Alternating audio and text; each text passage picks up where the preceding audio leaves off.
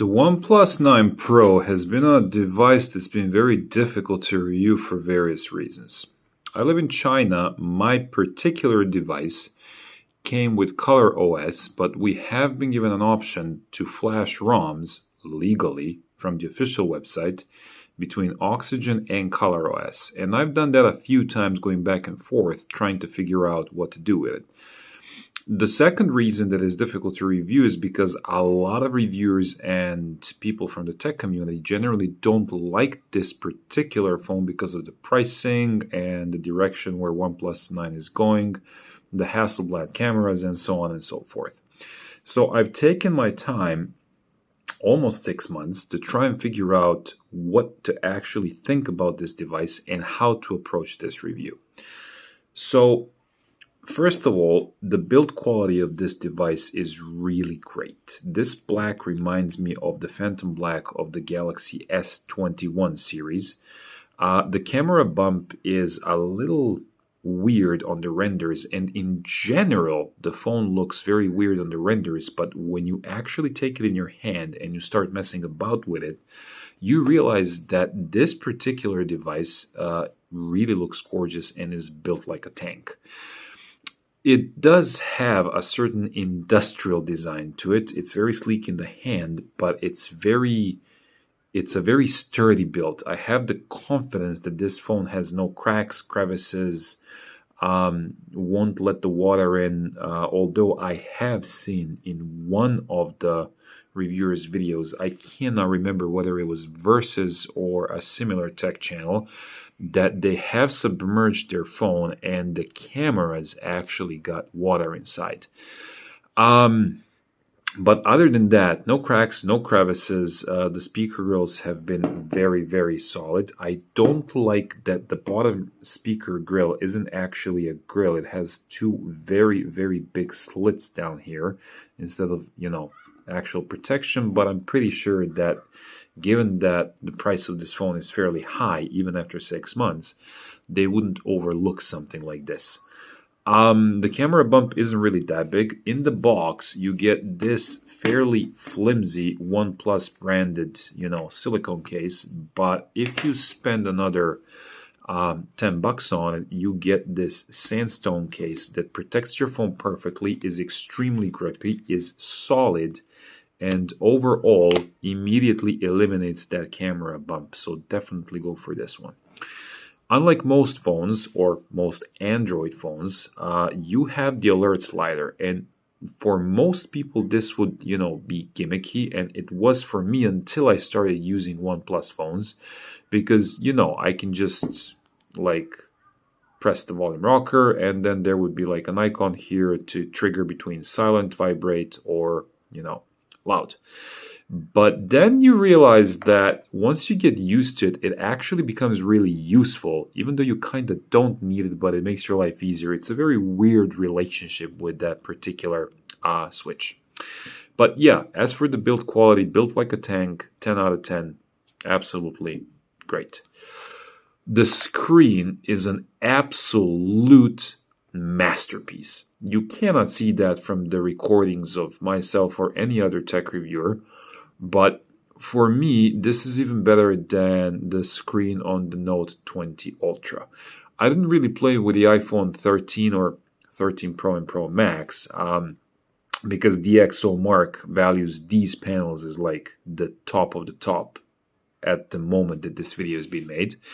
But this panel is very crisp, very clear, 1440p resolution over 120 hertz.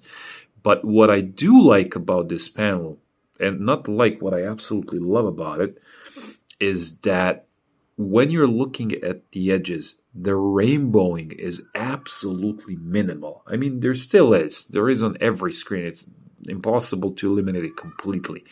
But it's very minimal. The angles are so pleasing. The colors are so good. I'm pretty sure that the panel on this phone and the Oppo Find X3 series is exactly the same. It's an LTPO panel, which means that it adapts the refresh rate based upon what you're doing.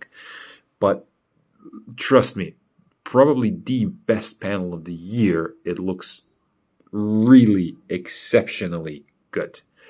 Um, Vibrant colors, if you go into the settings, you have settings for the display, so you can set the color mode to vivid, which really punches up the colors, gentle, which gives the white colors a slight yellowish tint, but not like the eye protector. It's very, very subtle and very pleasing to the eye.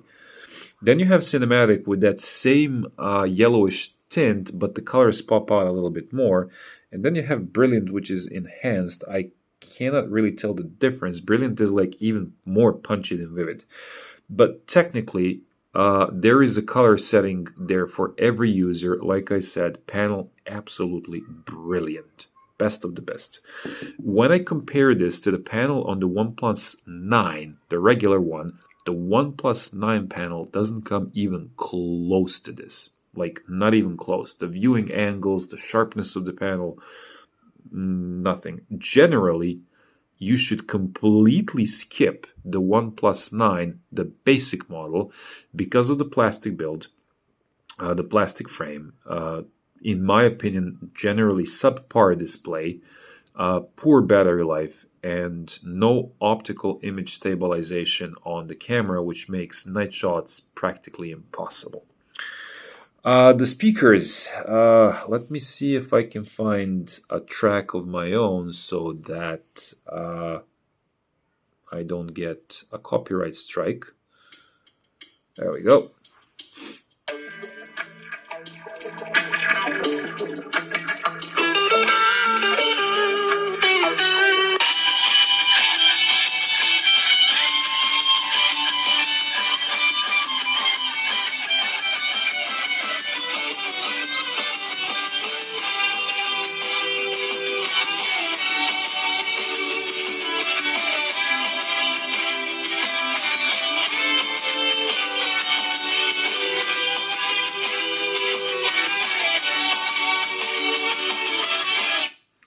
So, from what I can say is that these speakers are exceptionally loud and very wide. They're not just utilitarian speakers.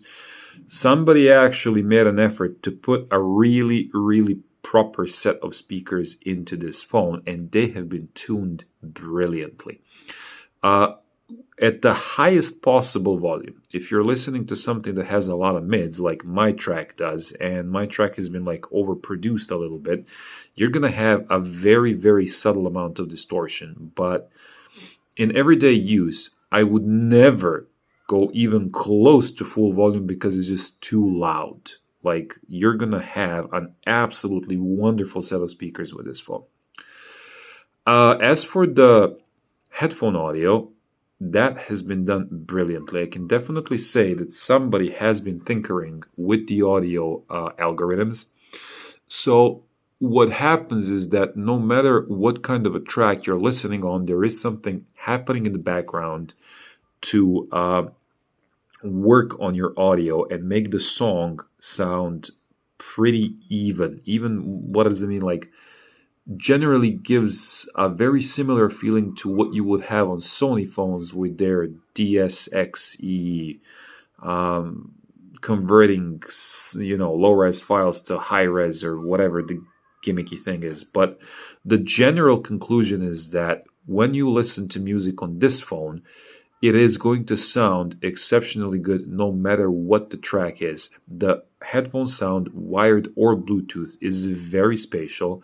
There is a lot of very pleasant bass, quick attack, quick release. So for audio listening experience, your daily drivers, whatever you listen to, and I tried this on 4 different types of earphones, Sony's XM3s, Galaxy Buds Live, one more triple drivers, Audio-Technica M50Xs. No matter which headphones I used, the audio experience was absolutely brilliant. Battery life was difficult. When you start using this phone, it needs a few days to figure out how you're using it so it would adapt the battery. I was expecting a slightly better battery life, given that it's an LTPO panel and it's 4,500 milliamps and so on and so forth. And don't get me wrong, the battery life is not bad. I get 5 hours plus, and that includes playing video games. But on a Reno 6 Pro Plus or Oppo Find X3, I would get more than that. And this is probably due to the fact that the Snapdragon 870 processor is more power efficient than the Snapdragon 888. This CPU generally uses a lot more power than the subpar 870, hence the reason why I love the 870 more than the actual 888. Because in real life, you do not see the difference in the actual performance between these two CPUs. Now we come to the two most difficult topics, number one being the software and number two being the camera. Like I said, as for the software, I was jumping between two different versions of the software, Oxygen, ColorOS, Oxygen, ColorOS. Oxygen OS for this particular phone, at least from my perspective, is a little unpolished. I've been finding bugs, I've been finding issues in certain areas of the software that I did not find on ColorOS. Given that Oxygen OS looks much closer to stock Android, I prefer the way that Oxygen OS looks, but ColorOS actually has a plethora of features that are more useful, especially here in China, but in general, the system is far better optimized. In my personal opinion, I feel that Oppo has generally not put much effort into Oxygen OS as of recent time, and has been more focused on ColorOS because on this particular software, I had zero bugs. Never froze, never restarted, nothing. So in general, I understand that in the near future they are going to push towards ColorOS, and that's inevitable. But if they tend to polish the look a little bit, because it does look generally too colorful, a little bit too Chinese, very similar to Xiaomi's operating system or Huawei's operating system, because generally Chinese operating systems are a little bit cluttered. It's not as bad as it used to be in the past. So I cannot say that this is objectively better or worse. For me, this one in particular looks better, as in works better. I don't have Chinese apps. All the Chinese apps that I had, I could uninstall, no issues. I installed Google Apps, no problem, works fine, and so on and so forth. But yeah. And we come to the camera. When I first got the phone, I had the issue with the camera because it was over processing like absolutely crazy. Night photos, daytime photos, doesn't matter. But it seems that through a few software updates, they have definitely fixed this. And the cameras right now are very usable. They're not wow. I remember when I first reviewed Xiaomi Mi 10 Ultra, and that camera for me was like, wow, DSLR in a phone. You're not going to get DSLR in a phone with this camera, but you are going to get a very usable camera with very usable footage. I love that in the recent updates, they have included the X-Pan shooting mode, which technically gives you a black or white or fully colorful shooting mode, and it's like very, very ultra wide, like technically panned. And I've been using this mode back and forth. Like this is from my classes here that I've been teaching. It's a very, very wonderful mode with some very good perspectives. There is a certain amount of post-processing, which I remember from using Sony phones, but that happens only like if you really zoom in a lot. But generally, overall, the camera experience has been way better than what it was on launch date. The portrait mode, which I know a lot of people are very curious about, for me is a hit and miss. Like you can see that my beard is fairly well detailed. It's not smudgy. But then if you look at my hair, the portrait mode, like it doesn't really separate the foreground from the background really well. Again, when I say really well, I'm comparing this to Samsung and definitely Pixels, where the Pixel just does this exceptionally well. This phone, not so much. Like I said, it's way better than the majority of the phones, but if we are going to nitpick completely, it's not that great. Um, there are some other modes. I wish other manufacturers would look to what Xiaomi is doing with their phones, especially with long exposure photos, like light trails and so on, because those are really fun to use and done really good. If you go into the Hasselblad Pro mode, for me, this is a little bit too cluttered. I wish that these particular, commands, changes, switches, whatever you want to call them, they would be more immersive in a way that I would actually have the picture throughout the entire screen and then just, have this a little more intuitive, but it is what it is. I love the fact that I have a histogram here. So kudos to that. It reminds me to the Sony Pro Photo app fairly a lot. So the overall judgment on this phone, like I said, for me, 6 pillars: build quality, screen, battery life, audio, camera, and software. Build quality is really superb. I don't know if what I saw on the other channel was just a general, one-off thing where the phone let the water in. For me personally, the OnePlus 9, the basic model that I have, I actually dropped it into the swimming pool and I had no issues after that. Not the camera, nothing. And this was like months ago. So maybe it was a one-off thing. I don't know. For me, this device in particular has held off really well. No micro scratches on the screen. The Gorilla Glass has held off superbly. The screen rejects fingerprints very good. The oleophobic coating is excellent. Samsung should definitely learn from them. The battery life is pretty good. It charges really fast, 0 to 100 in less than half an hour. The display is absolutely superb, probably one of the best, if not the best Android display on the market right now. Cameras, if you know how to use them, they're way better than what they used to be. You're not going to be extremely wowed, but on a scale from 1 to 100, I would give it a solid 85, if that means anything. And other than that, I would definitely recommend this phone. However, word of caution, if you want value for money, given that they, I'm pretty sure, share the exact same panel, I would probably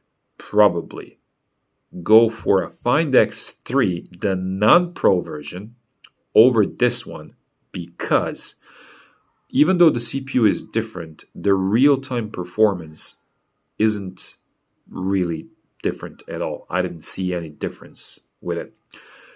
The Snapdragon 870 is way more power efficient than the 888. The screen is exactly the same, and the cameras on the Find X3 are actually better in my opinion. So, and the Find X3, the regular version, is cheaper than the OnePlus 9 Pro. So if you want the best of the best, if you're a tech enthusiast, if you want to see what's going to happen with Oxygen OS, if you're loyal to the brand, then yes, of course, you're going to get this. The 9, the 9R, the 9RT, the display doesn't come even close. The cameras are a hit and miss. If you're looking for a OnePlus 9 series device, this is the one to go for. If you're looking for value for money, go for the Find X3. Any questions, anything I forgot, please ask down in the comments.